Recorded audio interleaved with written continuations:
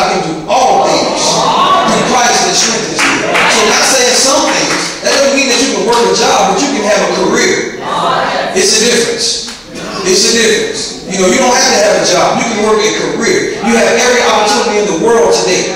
There's much more opportunity in the world today than there was my parents. Man. My grandparents were sharecroppers. And my father, you know, had 13 brothers and sisters, 12 brothers and sisters, count him. And anybody knows anything about sharecropping, you know, when this work to be done, the kids have to work. And as a sharecropper, the guys, whoever the slave owner, I call him a slave owner, because that's what he is. But they would work with kids at such an age, at such a rate that it would be so dirty and so filthy that they could not go to school. And this is coming from my father, you know, and that's why my dad, you know, he worked real hard in life. I respect him so much because had I been in the same situation, I don't know how I would take it. My father rarely, and he would always say to me, even though he would be at all my games and watch me play, and he would always say, son, get your education. And he would take me on that roof all the time, make sure he take me on the sun, I'm dog and dog. But he was doing it to teach me a lesson that, son, look, if you don't take care of your grades, if you don't take care of your education, you know, this is the type of life that you're headed for if you have a family. He also taught me that, you know, and I'm going to say to the young people, I listen to the old people, the veterans. I won't call y'all old. But I listen to them because it still sits with me. My dad would always tell me, son, get to where you're going first. In retrospect to having children and things of that nature. Get to where you're going first, because they would say, because if you have a child, I don't care what you're doing, if you're in school, if you're somewhere else, and somebody calls and say your child is hungry, I don't care what you got going home, you're going to stop and you're going to come home. So that's why the reason why as young people you have to sustain yourself.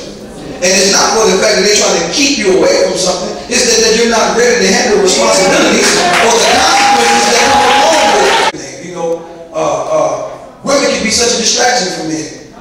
They don't.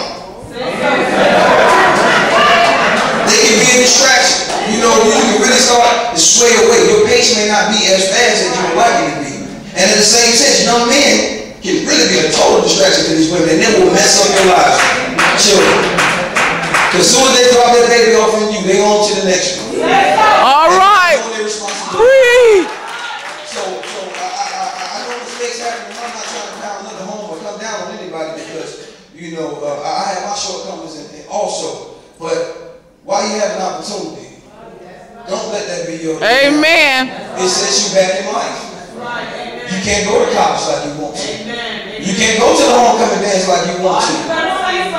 You might not walk with your class. You want to leave your school and go to another school with a whole bunch of other women that's having babies. And men, child support so deep in our pockets as a black man's society is a shame. Because number one, if you took care of your responsibilities from the get-go and been a father instead of being a daddy, you know, you would be in a predicament that's free. Yeah. You know, respecting men that have children that don't take care of them.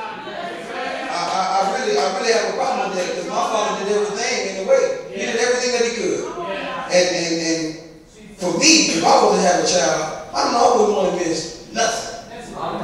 I wouldn't want to be, you know what I mean, on the outside looking in. And, you know what I mean, you stay at your house and I'm at my house. No, we're going to do this thing the right way. We're going to get married.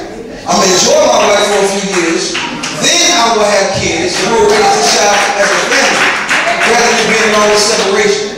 But our parents these days, these babies having babies, they leaving grandma to raise them. And grandma to raise her kids. She didn't have her golden time. You know, she's supposed to sit back and coast off into the sunshine. But, you know, we just putting ourselves so far back as a race, as a people, as a culture. But I'm just so grateful for the opportunity to speak to these people today. You know, I'm really blessed to be here.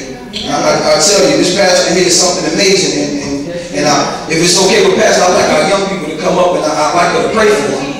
Because I really want our young people from today on to start developing their own mentality. Develop your business plan. Be who you are. I don't care what everybody else is doing.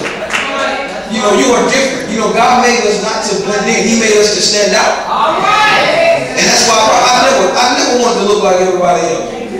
I would be upset when I was a little boy, my shirt wasn't tucked in. And it hurts me to see that kids, and they think it's the cool thing to do. They just keep on dropping the bridges lower and lower and lower. To the point where, you know, you gotta walk by. You know, and when I'm in the school, I ask the kid, I'm like, have you ever seen anybody that's making millions doing that? Oh, well, such and such on TV. I'm like, listen, let me tell you something about the music game. By the time they finish paying out all their royalties and all the production and the studio costs, they don't have millions. Hone your own skills. Parents, sacrifice for your children if they want to be in different activities. Sacrifice for them. So sacrifice for those children so they can be able to be all they can be.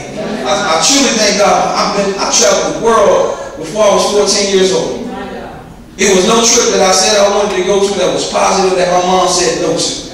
But what's the payment plan? Let's get it together. Like I said, we wasn't rich now. By no stretch of imagination. No, sir. I couldn't tell. Because as soon as the money came, $600, $700, how much it was, let's go ahead and do it. So amen. Don't be so selfish in living your life that you neglect to let your kids do what they want to do. Young people, listen to your parents. Listen to your parents. You know, you're not grown. It's a reason. You're not grown. You don't want to be grown. Trust me.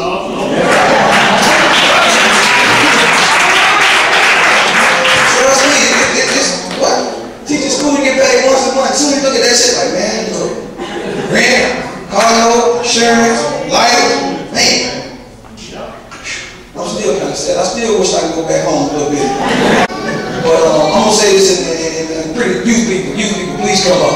Please come up. Let Pastor pray for you. Come on, young people. Come on, young folks.